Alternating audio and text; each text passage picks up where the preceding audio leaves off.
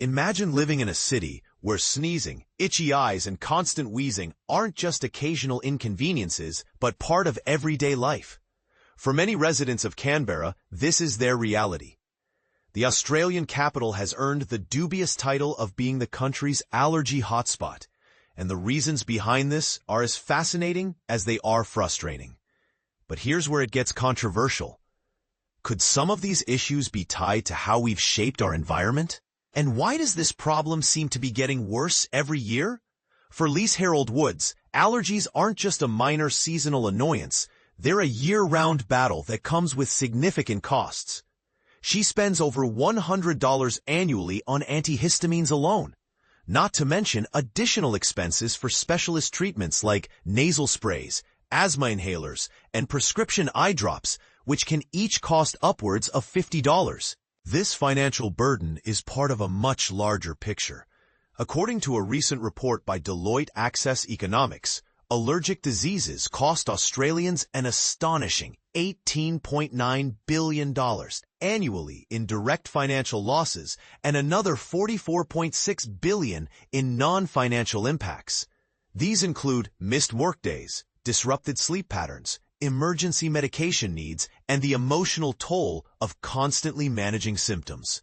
Canberra, however, stands out even within this broader context.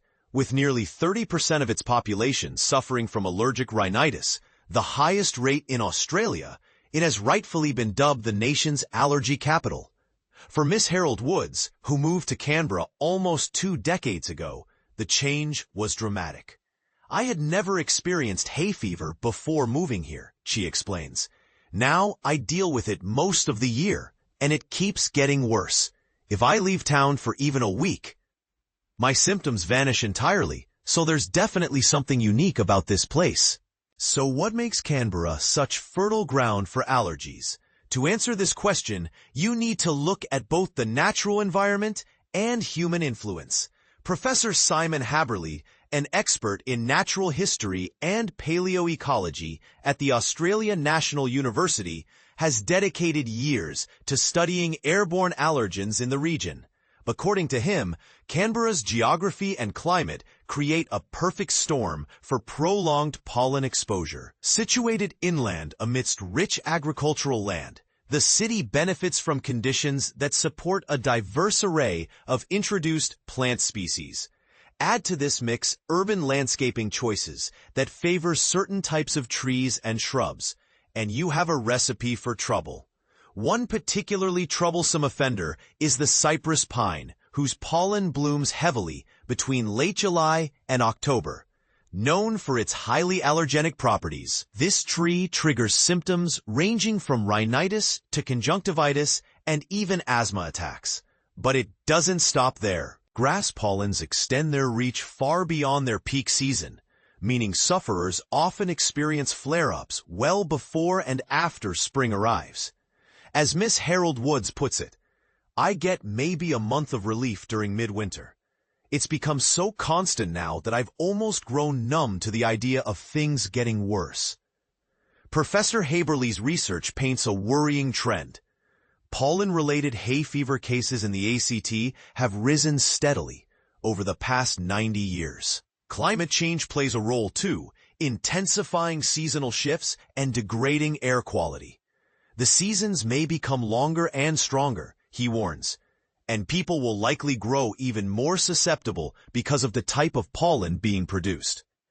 But let's circle back to one intriguing detail. When Miss Harold Woods underwent skin prick testing last year, a process costing over $600, none of the suspected allergens showed up. Her personal theory points toward the London plane tree, a common feature of Canberra's streetscapes. Could this be the hidden culprit? Or might there be other environmental factors at play? If you're someone dealing with similar challenges, or simply curious about the science behind allergies, you might want to mark your calendar. On September 12th, the Australian National University is hosting its annual Canberra Pollen Open Day. Visitors can explore the Coombs Building South Wing Lab, learn about ongoing research, and gain practical tips for surviving allergy season. You can find full details here immersi.anu.edu.au/event/pollen immersi. In the meantime, if you're planning ahead, consider building a spring survival kit stocked with essentials like daily antihistamines, eye drops, nasal sprays, and asthma puffers, if prescribed. Keep track of local pollen forecasts using tools like the Canberra Pollen app, and adjust your outdoor activities accordingly. Limit time outside during peak grass pollen hours, typically late morning through early afternoon, and rinse your eyes and sinuses regularly with cool water or saline solution. What do you think? Is Canberra truly destined to remain Australia's allergy capital? Or could changes in urban planning and public awareness turn the tide? Let us know your thoughts in the comments below.